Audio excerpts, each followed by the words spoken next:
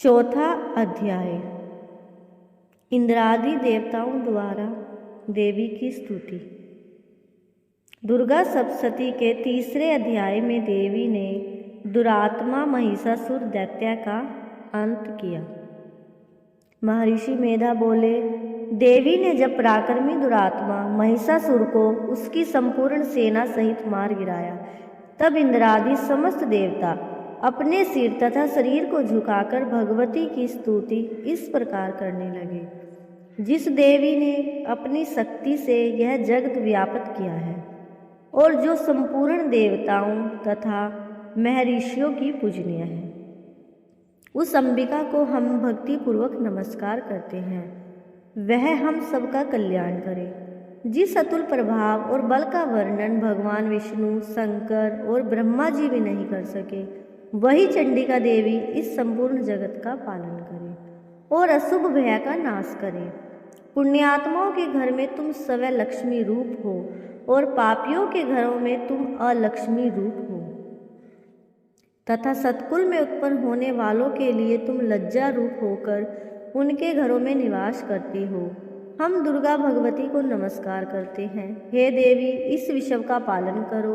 हे देवी, हम तुम्हारे चिंत्य रूप का किस प्रकार वर्णन करें। असुरों का नाश करने वाले भारी पराक्रम तथा समस्त देवताओं और दैत्यों के विषय में जो तुम्हारे पवित्र चरित्र हैं, उनका हम किस प्रकार वर्णन करें। हे देवी, त्रिगुणात्मिका होने पर भी तुम संपूर्ण जगत की उत्पत्ति का कारण हो। हे देवी, भगवान विष्णु, शंकर आदि किसी भी देवता ने तुम्हारा पार नहीं पाया। तुम सबकी आश्रय हो। यह संपूर्ण जगत तुम्हारा ही अंश रूप है, क्योंकि तुम सबकी आदिभूत प्रकृति हो। हे देवी, तुम्हारे जिस नाम के उच्चारण से संपूर्ण यज्ञों में सब देवता तृप्ति लाभ करते हैं, वह स्वाहा तुम ही हो। इसके अतिरिक्त तुम पितरों की तृप्ति का कारण हो, इसलिए सब आपको स्वधा कहते हैं। हे देवी, वह विद्या जो मोक्ष को देने वाली है, जो अचिंत्य महाज्ञान स्वरूपा है, तत्वों के सार को वश में करने वाले, संपूर्ण दोषों को दूर करने वाले, मोक्ष की इच्छा वाले मुनिजन जिसका अभ्यास करते हैं, वह तुम ही हो। तुम वाणी रूप हो और दोष रहित ऋग तथा यजुर्वेदों की एवं उद्गीत और सुंदर पदों के पाठ वाले सामवेद की आश्रय रूप हो। तुम भगवती हो। इस विश्व की उत्पत्ति एवं पालन के लिए तुम वार्ता के रूप में प्रकट हुई हो और तुम संपूर्ण संसार की पीड़ा हरने वाली हो। हे देवी, जिससे सारे शास्त्रों को जाना जाता है, वह मेधा शक्ति तुम ही हो और दुर्गम भव सागर से पार करने वाली नौका भी तुम ही हो। लक्ष्मी रूप से विष्णु भगवान के हृदय में निवास करने वाली और भगवान महादेव द्वारा सम्मानित गौरी देवी तुम ही हो। मंद मुस्कान वाले निर्मल पूर्णचंद्र बिंब के समान और उत्तम सुवर्ण की मनोहर कांति से कमनीय तुम्हारे मुख को देखकर भी महिषासुर क्रोध में भर गया। यह बड़े आश्चर्य की बात है। और हे देवी, तुम्हारा यही मुख जब क्रोध से भर गया तो उदय काल के चंद्रमा की भांति लाल हो गया और तनी हुई बाहों के कारण विकराल रूप हो गया। उसे देखकर भी महिषासुर के शीघ्र प्राण नहीं निकल गए। यह उससे भी बड़े आश्चर्य की बात है। आपके कुपित मुख के दर्शन करके भला कौन जीवित रह सकता है। हे देवी, तुम हमारे कल्याण के लिए प्रसन्न हो। आपके प्रसन्न होने से इस जगत का अभ्युदय होता है और जब आप क्रुद्ध हो जाती है तो कितने ही कुलों का सर्वनाश हो जाता है। यह हमने अभी अभी जाना है कि जब तुमने महिषासुर की बहुत बड़ी सेना को देखते देखते मार दिया। हे देवी, सदा अभ्युदय देने वाली, तुम जिस पर प्रसन्न हो जाती हो, वही देश में सम्मानित होते हैं। उनके धन यश की वृद्धि होती है, उनका धर्म कभी शिथिल नहीं होता और उनके यहाँ अधिक पुत्र पुत्रियाँ और नौकर होते हैं। हे देवी, तुम्हारी कृपा से ही धर्मात्मा पुरुष प्रतिदिन श्रद्धापूर्वक यज्ञ करता है और धर्माकुल आचरण करता है और उसके प्रभाव से स्वर्गलोक में जाता है, क्योंकि तुम तीनों लोकों में मनवांछित फल देने वाली हो। हे माँ दुर्गे, तुम संपूर्ण करने पर संपूर्ण जीवों के भय नष्ट कर देती हो और शिथिल चित्त वालों के द्वारा चिंतन करने पर उन्हें और अत्यंत मंगला देती हो। हे दारिद्र्य दुख नाशनी देवी, तुम्हारे सिवा दूसरा कौन है? तुम्हारा चित्त सदा दूसरों के उपकार में लगा रहता है। हे देवी, तुम शत्रुओं को इसलिए मारती हो कि उनके मारने से दूसरों को सुख मिलता है।